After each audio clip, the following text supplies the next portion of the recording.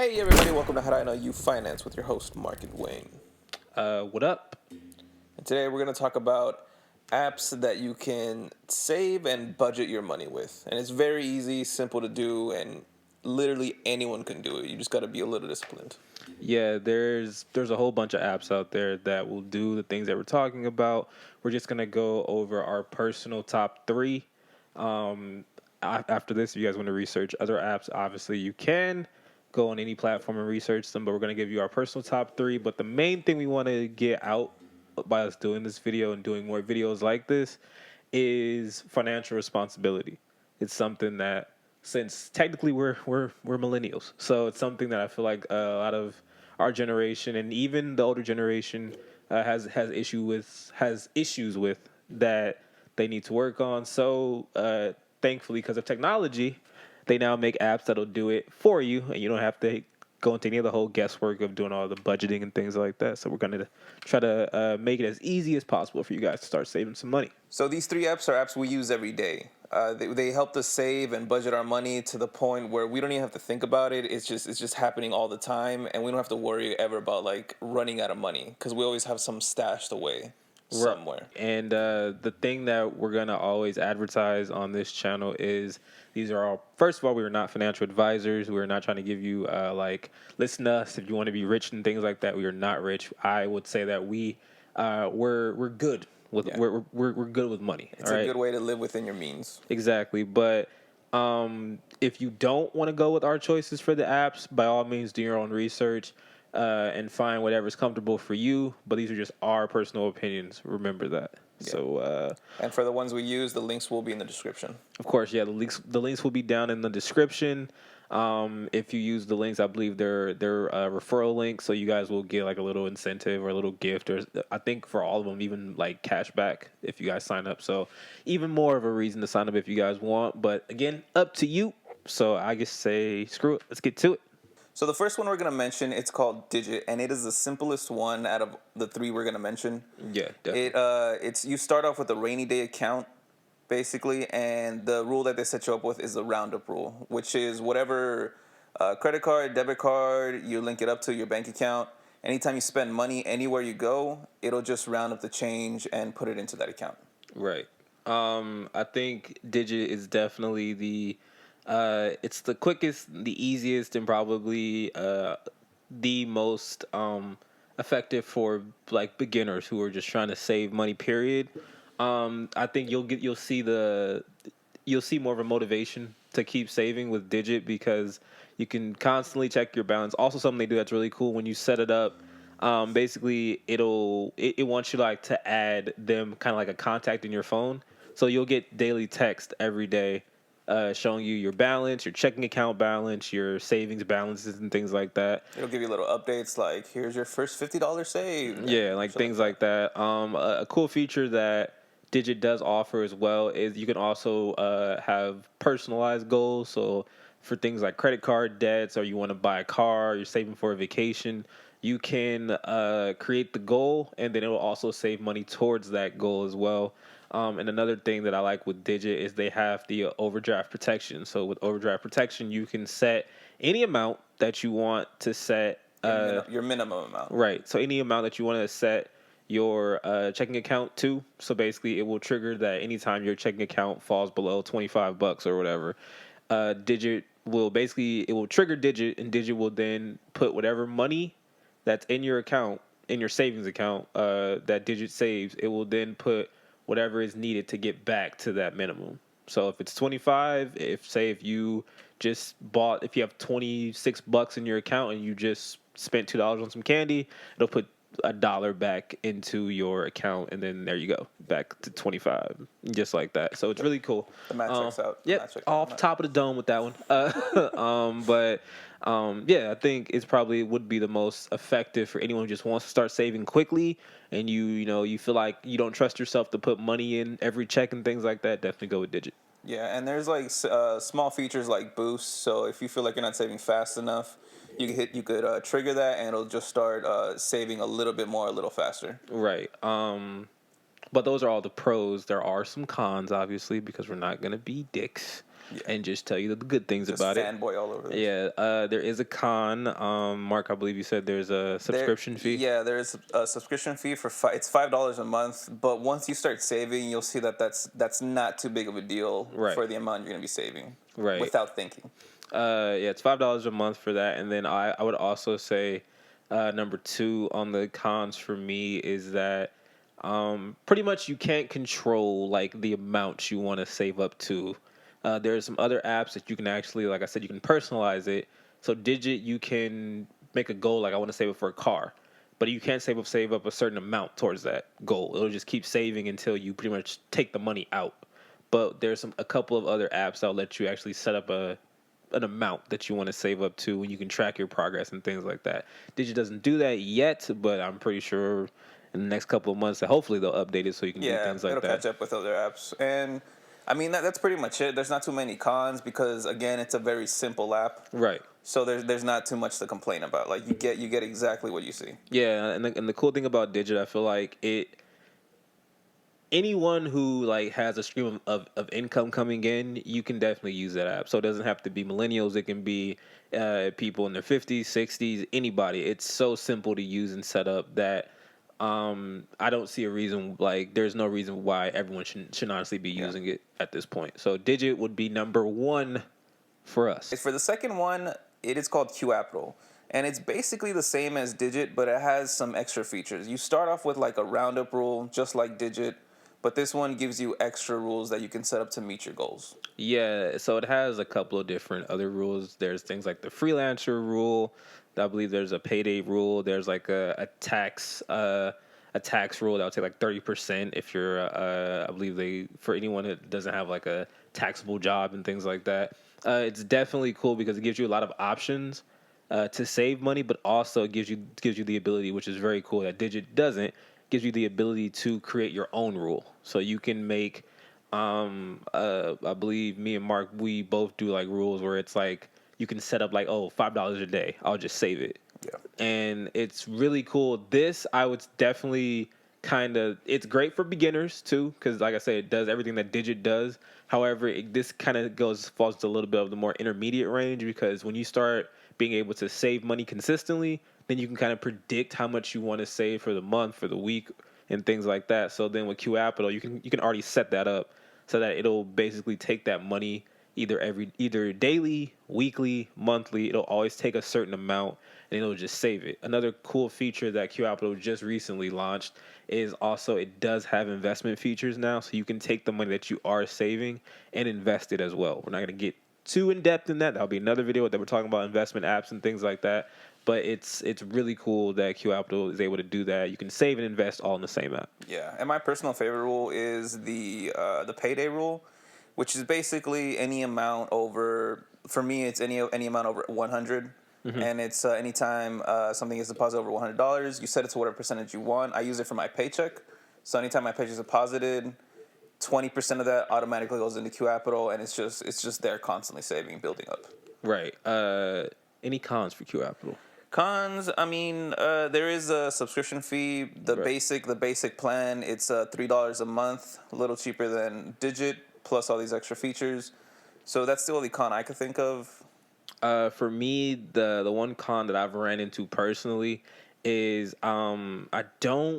does Qapital have an overdraft protection on it? It does not have an overdraft Exactly. protection, so you do have to keep an eye on your savings. Right, because when you set up these goals, especially like me and Mark have the daily goals and things like that, it will constantly keep pulling from whatever account you've linked to it. Yeah. So whatever checking account, debit card, whatever, it'll keep pulling from that card because it doesn't realize that you don't have any money until either you have a bank that has overdraft protection that it'll alert you that, hey, your account is about to fall under this amount, or so for some people who have they have accounts that they'll actually continue to basically make transactions for you. Yeah. But you have to pay like the NSF fees and things like that. It's terrible because if you forget and you're not even aware, you'll look at your check or you'll look at your account and you'll see that you're negative by $80, but you saw that Qapital just took out $5 3 times, but they put on 3 NSF fees, and then you're like, what the hell? So this one you do have to be a little more diligent on. Right. Like I said, it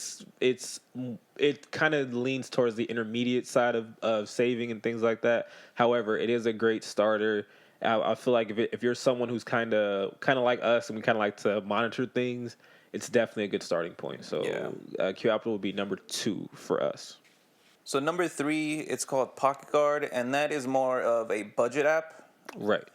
And I'll let Dwayne take over for this one. So pocketguard was an app that I found myself because after pretty much dealing with Qapital and Digit for so long, I was getting pretty good at saving money, but I felt like me spending money was kind of bad, right? So the first step in saving actually is budgeting.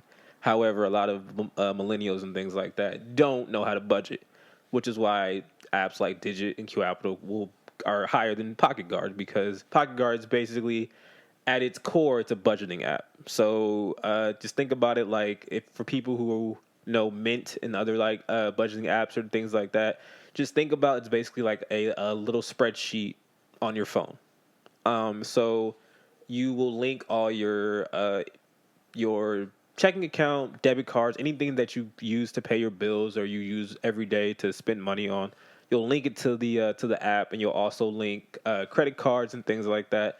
Now, I'm gonna get the con out the way already. So a lot of people who are they're not super weary about the internet, or they feel very unsafe with putting cards and information all into one app. That is a big thing that you have to do with pocketguard. So that's why it's number 3 on the list, honestly, because for people who are very weary of the internet, it might not be the safest. I haven't heard of any like personal breakdowns or anything like that, but we do live into the information age, and there's been so many information breaches with Equifax and a whole bunch of other things. So I would be cautious with it. However, if you are a person who feels like you're okay with that, then by all means, it's a great app for budgeting. Like I said, the cool thing with pocketguard is pocketguard has a very cool feature where it's like Qapital. You can set up a savings amount, so you can set up every month or every week to save a certain amount in the app. So you can set it to save whatever the amount is. The only difference is it's not like Digit or Qapital. It won't take the money automatically. What it does is it'll budget for you so that you'll have that money to put into that separate savings account. Again, a little more in depth, a little more complex. It does take quite a bit of time to set up, about 10 to 15 minutes to set up all your accounts and things like that.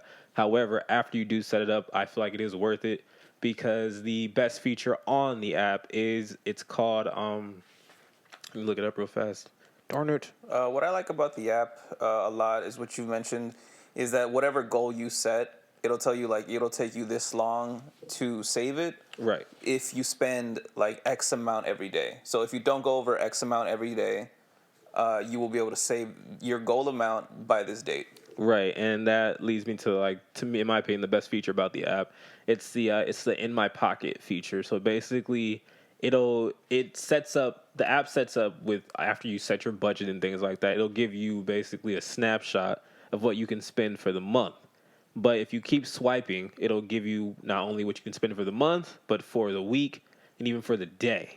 So that, to me, like I said, for a person who's very complex and comfortable, trust themselves to like stick to a budget, that is awesome, because it'll literally tell you that, hey, today you have $100 to spend for the day.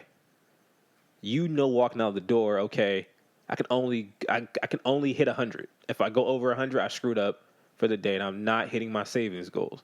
It's very, very in depth with that, and for the most part, when I'm using it, because I don't use it a lot anymore, because now I'm kind of on autopilot in my mind. But it did help me get to that point.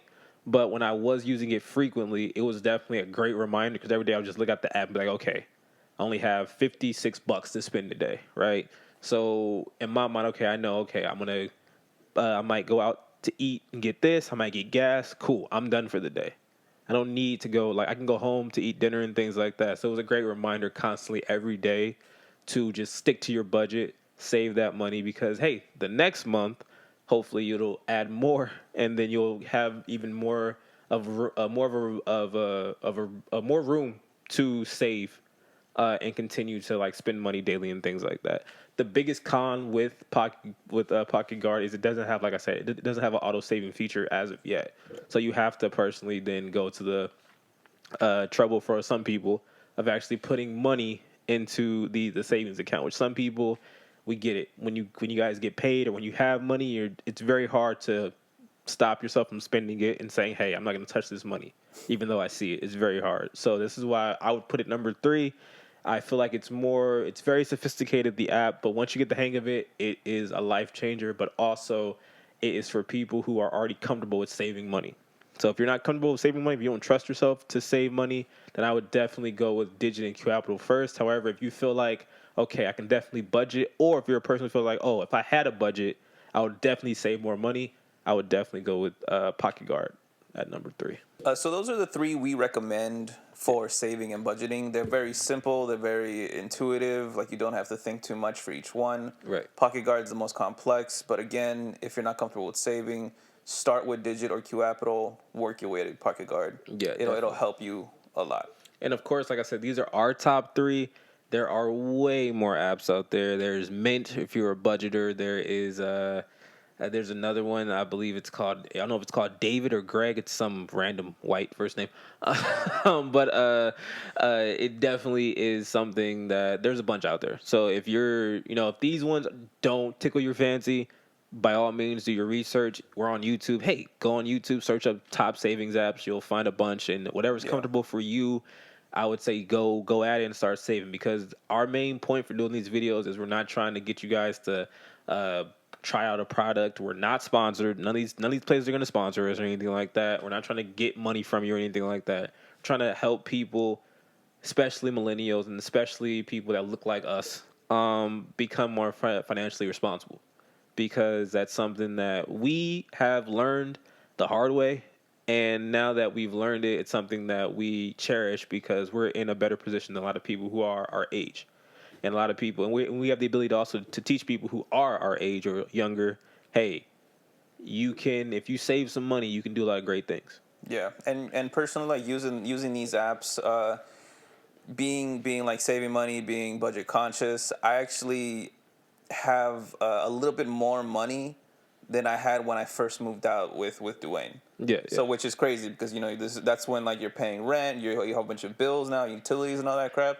It's crazy that I have a little bit more money than I started with. Right, and we're talking about at that point we were living with our parents and things like that, so we didn't have any bills or things like that. But we were, like I said, we were kids, so we were spending money like hand over fist. So being able to now budget and being able to save money and being able to know, like Mark said, that we have a substantial amount of money just in these apps or in these different accounts that, it's just growing and we don't have to touch it. That's a dope feeling. And that's something to where hopefully you guys will like to see more of. And also, this isn't the end of the series. In this video, please comment below. Obviously, like and subscribe. Please like and subscribe to the channel, like the video. But let us know below, what do you guys want to hear more of when it comes to finances? Do you want to hear about credit? We can go over stuff like that. Do you want to hear more about saving? Because we can go into investments and things like that. Do you want to hear more about these apps and go in depth about an app or things like that? Or certain rules, because there's the, I believe the 50-30-20 rule when it comes to saving. And then there's a whole bunch of stuff. There's the pay yourself first rule and things like that. We can go all in depth to it because we've researched all of it. We've done all of it. So we are not trying to preach or trying to be like, hey, you can become rich. That's not what we're trying to do. However, we are trying to tell you guys that it's very easy to save money, and having more money is way better than having no money. So, and not having to worry. Basically, it's like the best fucking feeling. That is the best feeling. But I don't know, anything else you got for this one? No, if you want us to research any other app that you've heard of that we might use right now, let us know in the comments. Like Dwayne said, like, comment, share, subscribe. It fucking help us out a lot. Smash that like button, people. Smash it. Gonna sound real cliche on YouTube. Smash the like button. Smash the like button. But definitely. Let us know below what else you guys want to hear us talk about financially. And we'll try to cover it as best we can. And also, if we can't cover it, we will definitely find someone who can cover it, and we'll bring them on and have them do a video with us and talk about it and things like that, because we're all trying to help each other. That's our biggest thing. And let us know your experience using those apps. Definitely. Like I said, the links will be in the description. So for if you guys want to like referral links to get some money back to start and everything like that, they'll be all in the description. You do not have to use them, but if you do, that's cool too, of course. But other than that, thank you guys for listening, watching, all that cool stuff. Let's go.